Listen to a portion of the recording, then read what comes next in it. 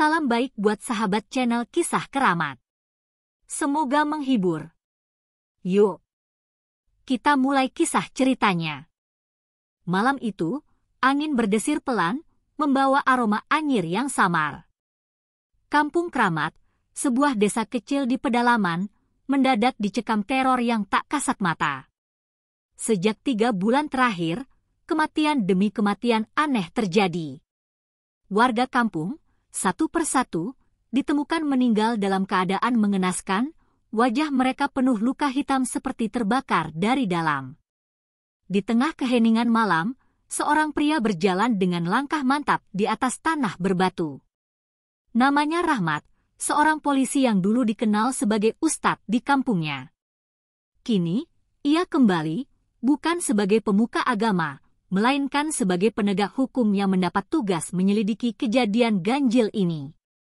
Pak Rahmat, kami mohon bantuannya, suara seorang pria tua terdengar gemetar. Pak Rahmat menatap lelaki itu, Kiai Hasan, pemuka agama di kampung Keramat. Wajahnya dipenuhi kerisauan. Sudah 7 orang meninggal dengan cara yang sama. Kami yakin ini perbuatan dukun santet, lanjut Kiai Hasan dengan suara tertahan. Rahmat menghela napas panjang. Sejak kecil, ia sudah mendengar kisah tentang dukun santet di kampung ini. Namun, selama bertahun-tahun, cerita itu hanya dianggap sebagai mitos. Kini, semua terasa nyata. Rahmat mulai menyelidiki, mendatangi keluarga korban satu persatu. Mereka semua mengatakan hal yang sama. Korban sebelumnya mengeluh sakit tanpa sebab, tubuh mereka melemah, dan dalam hitungan hari, mereka meregang nyawa dengan tubuh membusuk secara misterius. Malam kian larut. Rahmat berjalan menyusuri jalan setapak menuju rumah terakhir yang baru saja kehilangan anggota keluarga. Saat ia tiba, hawa dingin menyergap tubuhnya. Rumah itu gelap, hanya diterangi lampu minyak yang redup. Seorang perempuan tua duduk di serambi, wajahnya tertutup kerudung lusuh. Bu, saya Rahmat dari kepolisian. Saya ingin bertanya tentang suami Anda. Perempuan itu, Bu Sarmi, menatap Rahmat dengan mata kosong. Setelah beberapa saat, ia berbisik, suami saya tak sakit, Pak. Tapi setiap malam, ia mendengar bisikan aneh. Seperti suara seseorang memanggil namanya dari luar rumah. Saat kami cari, tak ada siapapun di sana. 3 hari kemudian, tubuhnya membusuk seperti terbakar dari dalam. Rahmat merinding. Ia mendengar cerita serupa dari keluarga korban lain. Semua korban mengalami gangguan suara aneh sebelum akhirnya meninggal. Apa suami ibu pernah berselisih dengan seseorang sebelum kejadian ini? Tanya Rahmat. Bu Sarmi ragu sejenak, lalu berkata dengan suara lirih, beberapa minggu lalu, suami saya bertengkar dengan seorang dukun bernama Mbah Rengga. Suami saya menolak membayar mahar pengobatan, katanya dukun itu hanya menipu orang. Sejak saat itu, ia sering mendapat gangguan. Nama itu, Mbah Rengga, membuat Rahmat semakin waspada. Ia pernah mendengar bahwa dukun tua itu dikenal memiliki ilmu hitam yang kuat. Namun, tidak ada bukti yang cukup untuk menangkapnya. Malam itu, Rahmat memutuskan untuk menginap di rumah Bu Sarmi demi berjaga-jaga. Namun, saat tengah malam tiba, sesuatu yang mengerikan terjadi. Dari luar rumah, terdengar suara geraman samar. Rahmat terbangun dan mengintip dari celah jendela. Di pekarangan, ia melihat sesosok bayangan hitam tinggi, berdiri mematung. Tiba-tiba, angin bertiup kencang. Atap rumah berderit seperti hendak terangkat. Bu Sarmi berteriak histeris. Rahmat segera mengambil senter dan keluar dengan pistol di tangan. Siapa di sana? Serunya lantang. Namun, sebelum ia bisa melangkah lebih jauh, bayangan itu bergerak dengan cepat ke arahnya. Dalam sekejap, udara di sekitar terasa berat dan Rahmat merasakan sesuatu menekan dadanya. Ia mencoba bergerak, tapi tubuhnya mendadak kaku. Dari kejauhan, terdengar suara tawa serak yang menggema. Rahmat melafalkan doa yang masih diingatnya sejak ia menjadi ustadz. Tubuhnya mulai bisa digerakkan kembali. Saat ia membuka mata, bayangan itu telah menghilang, meninggalkan aroma busuk yang menusuk hidung. Rahmat sadar, ia tidak berhadapan dengan manusia biasa. Pagi di kampung Keramat terasa kelam meski matahari telah naik. Rahmat duduk di serambi rumah Bu Sarmi, menatap kosong ke arah pepohonan yang berayun pelan ditiup angin. Kejadian semalam terus berputar di kepalanya. Bayangan hitam itu, tekanan di dadanya, dan suara tawa menyeramkan, semuanya terasa nyata. Saya harus mencari tahu lebih dalam, gumamnya. Rahmat memutuskan untuk menemui seseorang yang dulu menjadi gurunya saat masih menjadi ustadz, Kiai Hasan. Ia berharap mendapatkan petunjuk dari pemuka agama yang telah lama tinggal di kampung ini. Setibanya di rumah Kiai Hasan, Rahmat disambut dengan wajah khawatir. "Saya sudah dengar tentang kejadian tadi malam, Nak Rahmat," ujar Kiai Hasan sambil menyodorkan secangkir teh hangat. "Apa yang kau hadapi bukanlah manusia biasa. Dukun itu telah bermain dengan sesuatu yang gelap." Rahmat mengangguk. "Saya butuh petunjuk, Kiai. Saya tahu namanya, Mbah Rengga. Tapi saya butuh lebih dari itu. Di mana dia tinggal? Bagaimana cara menangkal gangguannya?" Kiai Hasan menghela napas panjang. Mbah Rengga tinggal di ujung kampung, di sebuah gubuk tua dekat hutan larangan. Tidak sembarang orang bisa mendekatinya, Nak Rahmat. Banyak yang mencoba, tapi mereka kembali dengan tubuh sakit atau pikiran terganggu. Rahmat mengepalkan tangannya. "Saya tak bisa tinggal diam. Saya akan ke sana." Kiai Hasan menatap Rahmat dalam-dalam, lalu bangkit dan masuk ke dalam rumah. Beberapa saat kemudian, ia kembali dengan seuntai tasbih kayu cendana dan sebotol air dalam wadah kuningan. "Bawalah ini. Air ini telah saya doakan, dan tasbih ini bisa menjadi pelindung. Apapun yang terjadi, jangan lepaskan keimananmu." Rahmat menerima pemberian itu dengan penuh hormat. Setelah berpamitan, ia segera menuju tempat yang disebutkan Kiai Hasan. Hutan larangan memang terkenal angker.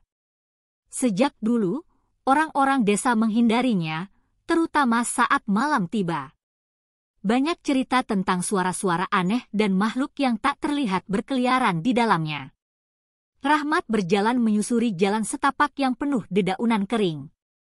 Semakin dalam ia masuk, suasana semakin mencekam. Udara terasa lebih dingin dari seharusnya, dan pepohonan seolah membentuk bayangan-bayangan yang bergerak sendiri. Tiba-tiba, langkahnya terhenti. Di kejauhan, ia melihat sebuah gubuk reot dengan dinding bambu yang sudah lapuk. Di depan gubuk itu, beberapa tengkorak hewan tergantung di tali rafia, bergoyang perlahan ditiup angin. Rahmat merapatkan genggaman pada pistolnya, lalu melangkah maju. Ia mengetuk pintu kayu gubuk itu. Tok, tok, tok. Hening. Namun, tiba-tiba, pintu itu terbuka dengan sendirinya, menampilkan ruangan gelap di dalamnya. Rahmat melangkah masuk dengan hati-hati, senter di tangannya berusaha menembus kegelapan. Bau anyir menyengat, bercampur dengan aroma kemenyan yang menyengat hidung. Di sudut ruangan, ia melihat meja kayu yang dipenuhi sesajen, batang kemenyan yang masih menyala, mangkuk berisi darah kental, dan beberapa boneka jerami yang ditancapkan jarum. Rahmat mendekati meja itu, tapi tiba-tiba, suara serak menggema dari kegelapan. "Kau datang terlalu jauh, Rahmat." Rahmat membalikkan badan dengan sigap. Di hadapannya, berdiri seorang lelaki tua berambut panjang dan berkulit keriput. Matanya hitam pekat, tanpa bola mata. Tubuhnya kurus, namun aura yang dipancarkannya begitu mencekam. "Mbah Rengga," ucap Rahmat dingin. Dukun itu menyeringai. Kau bukan lagi seorang ustadz, tapi kau juga bukan sekadar polisi. Kau datang ke tempat yang seharusnya tidak kau ganggu, Nak Rahmat. Rahmat mengangkat pistolnya. Saya datang bukan untuk main-main, Embah. Sudah cukup nyawa yang melayang karena perbuatanmu. Embah Rengga tertawa kecil. Nyawa? Kau pikir mereka mati begitu saja? Tidak, Nak Rahmat. Mereka adalah tumbal. Tumbal untuk sesuatu yang lebih besar. Rahmat menelan ludah. Ia tidak bisa membiarkan ini berlanjut. Saya akan membawa Anda ke kantor polisi. Apapun yang Anda lakukan, saya akan menghentikannya. Namun, sebelum Rahmat bisa bergerak, Embah Rengga mengangkat tangannya, dan tiba-tiba, tubuh Rahmat terpaku di tempat. Rasanya seperti ada tangan tak terlihat yang mencekiknya perlahan. Kau tak akan bisa membawa aku pergi, Rahmat. Rahmat mencoba melawan. Ia mengingat tasbih yang diberikan Kiai Hasan, lalu menggenggamnya erat dan melafalkan ayat suci. Seketika, tekanan di tubuhnya berkurang, dan ia bisa bergerak kembali. Embah Rengga tampak terkejut. Masih ada sisa iman dalam dirimu rupanya. Rahmat tak membuang waktu. Ia menyiramkan air doa yang diberikan Kiai Hasan ke arah Embah Rengga. Seketika, tubuh dukun itu bergetar hebat, seperti terbakar dari dalam. Arih! Embah Rengga menjerit kesakitan. Rahmat segera berlari keluar sebelum gubuk itu runtuh.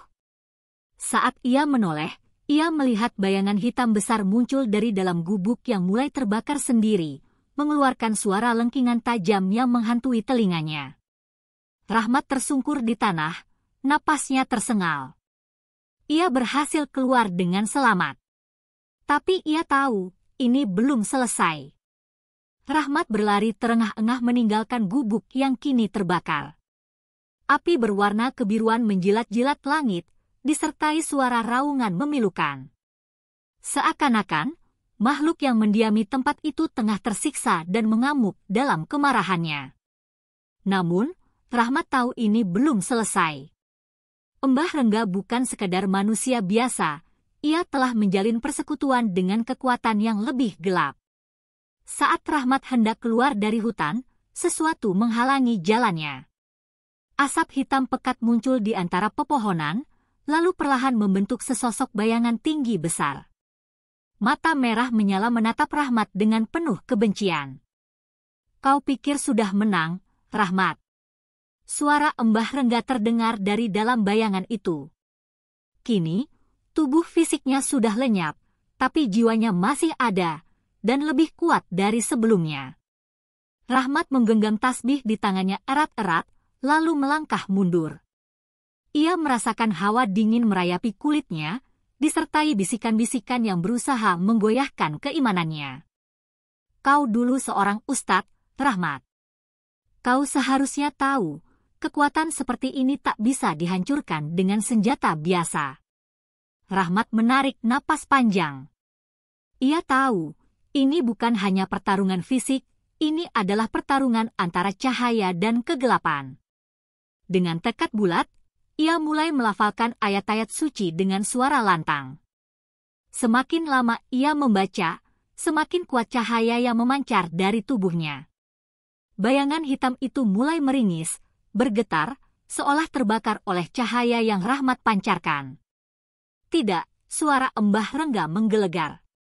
Ini tidak mungkin. Rahmat melangkah maju, terus melantunkan doa. Tasbih di tangannya bergetar hebat, seakan mengumpulkan energi yang besar. Dengan keberanian penuh, ia mengangkat tangannya dan mengarahkannya ke bayangan hitam itu. Tiba-tiba, cahaya menyilaukan meledak dari tasbihnya, menyapu seluruh hutan dengan gelombang energi yang begitu dahsyat. Suara jeritan panjang terdengar, lalu bayangan hitam itu meledak menjadi serpihan-serpihan kecil yang lenyap di udara. Hutan yang tadinya gelap dan mencekam mendadak sunyi. Angin berembus perlahan, membawa kesejukan yang telah lama hilang dari tempat itu. Rahmat jatuh berlutut, tubuhnya lelah luar biasa. Tapi ia tersenyum. Ia tahu, pertarungan ini akhirnya berakhir. Rahmat kembali ke desa dengan langkah gontai. Begitu tiba, warga desa yang melihatnya segera berkerumun. "Pak Rahmat bagaimana? Apakah Mbah Rengga sudah tiada?" Rahmat mengangguk pelan. "Sudah berakhir. Kalian tidak akan diganggu lagi." Tangis haru pecah di antara warga. Mereka merasa terbebas dari teror yang selama ini menghantui mereka. Kiai Hasan mendekat, menepuk bahu Rahmat dengan bangga. "Kau telah membuktikan bahwa kebaikan akan selalu menang atas kejahatan, Nak Rahmat. Walau kau kini seorang polisi, nurani seorang ustadz masih ada dalam dirimu." Rahmat hanya tersenyum kecil. Ia sadar, meski tugasnya sebagai polisi adalah menegakkan hukum dunia, ada kalanya ia harus menghadapi kekuatan di luar nalar manusia. Malam itu, kampung Kramat kembali tenang. Tak ada lagi bisikan, tak ada lagi kematian misterius. Namun, sebelum Rahmat pergi meninggalkan kampung itu, ia sempat melihat sesuatu di sudut hutan, sekelebat bayangan yang menghilang dalam kegelapan. Apakah benar ini sudah berakhir? Rahmat hanya bisa berharap.